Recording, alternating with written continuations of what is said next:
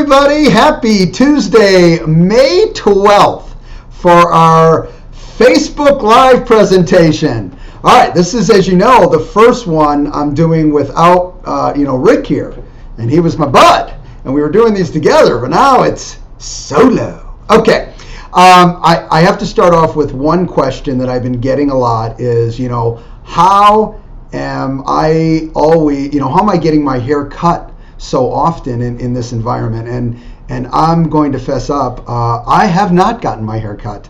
I have just added gel per day. So there's enough gel that my hair will not move no matter what happens. And that's a good thing for me right now. Because my hair grows up. It does not grow out, it grows up. So anyway, all right, let's get to what we're going to cover today. First of all, in a few of the weeks past, we've talked about the mindset of the consumer, which is really, really important. But today I'm going to flip it around.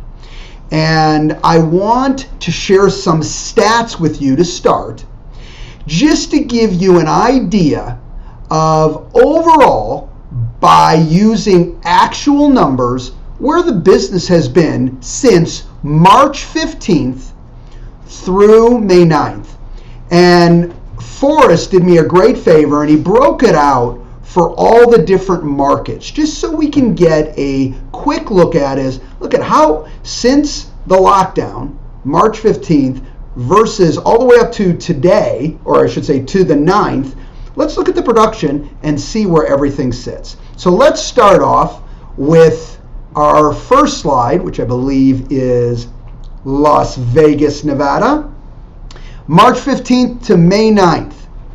Closed sales, 4,857. Escrows open, 4,342. And listings taken, 7,015. Incredible. Next. This is for Greater Phoenix and Scottsdale markets. Closed sales, 14,003. Escrows open, 14,593. And listings taken, 18,473. Next, Orange County market activity. Closed sales, 3,347. Escrows open, 2,731, and listings taken, 4,079. Palm Springs market specifically, closed sales, 247, escrows opened, 191, and listings taken, 326. Let's look at all of Coachella Valley now. Okay, for Coachella Valley, closed sales, 2,240. Escrows open, 2,087. I think that's 87, yes. And listings taken, 2,531. Few more here. Upland market activity. Closed sales, 115 for Upland. Escrows opened, 108. And listings taken, 134. Specific to Upland.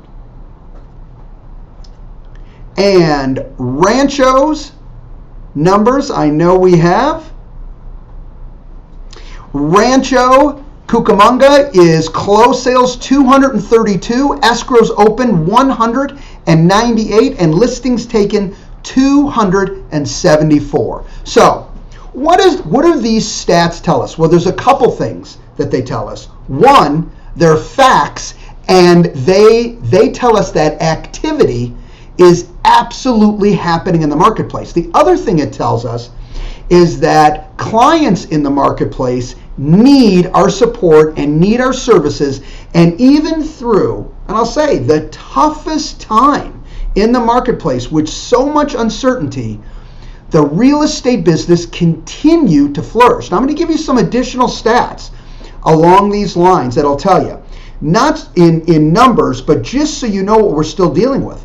We're still dealing with a very tight supply of homes. Even though we're getting more listings, okay, with those sales and sales overall year over year being lower, we're still dealing with that tight supply. What we're also dealing with is a strong demand. This is simple economics. Strong demand, low supply. All right, so what's my overall point here? What I want all of you to be thinking about is this. As we move out of this crisis and we move back slowly but surely, and yes, it will be a process. In fact, just quick update here. As I've mentioned last week and the week before, we are working on our protocols for an opening. We're not going to rush it. We are getting a lot of information through the states, through other avenues. We're really doing our homework, and we're going to put all key protocols together so we can open up, not in a rush, but really thinking it through. When we do this, I wanted you to see that our thought process and the way you're particularly looking at this business is look at the stats first before you make any type of assumptions. And what I hope that you're thinking about is, wow, my clients are going to need my help. My clients, by results, are going to need my support. And if you've been, let's say you've been fairly sheltered and you really haven't got out there and communicated enough, and you know, based on your particular situation, then guess what? You got to get out there and do it. Because the stats tell us the public, consumers, your clients need you. Now today, I want to share quickly 3 key areas that I think you should focus in on if you're going to get business right away. And let's take into account what's going on in the market as we move forward. All right, so first, I wanted to give you a script that you can use. And no worries, I'm going to read it here now, and if you need a copy of it, no problem. We can get it to you later. Just email Diane Ray and we'll send it your way.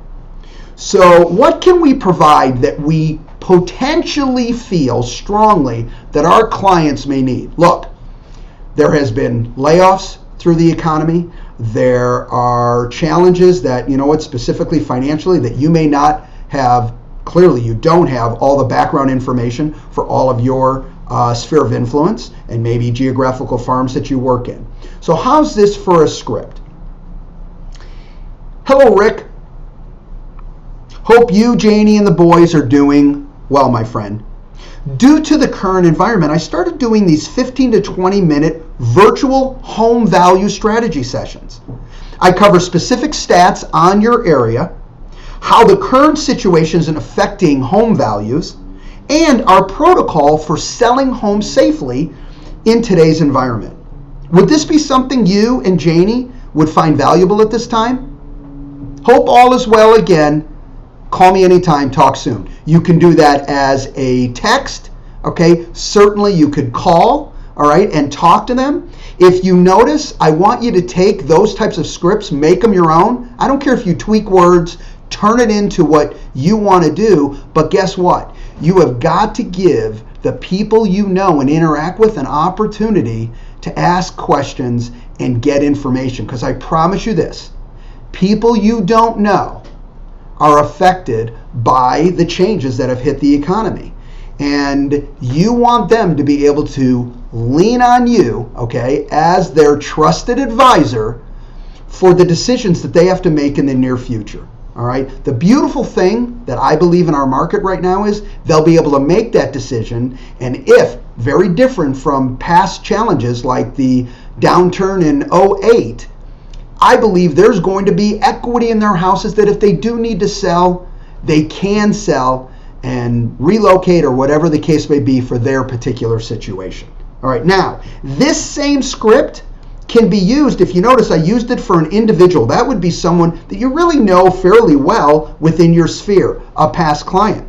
How about using that same script for a general letter to a neighborhood?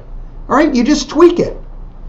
Hi, my name is Mark Stark. I'm one of the experts that work in your neighborhood. I specialize in blank, blank neighborhood. Keep it again, hyper local, very specific to them.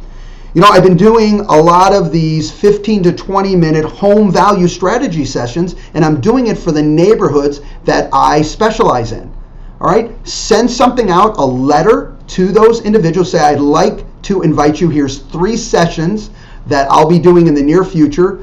Please email me and you can sign up for any of these sessions. I look forward to answering any of your questions on the real estate market, specifically dealing with your neighborhood. Again, keep it hyper local, and it's about them. So this way, if they have questions about how their neighborhood is affected, what's happening to their value, and of course, if I do want to sell, how do you sell safely in an environment that we are today? Okay, giving them the respect that if that is a concern, you have a process to do that right now.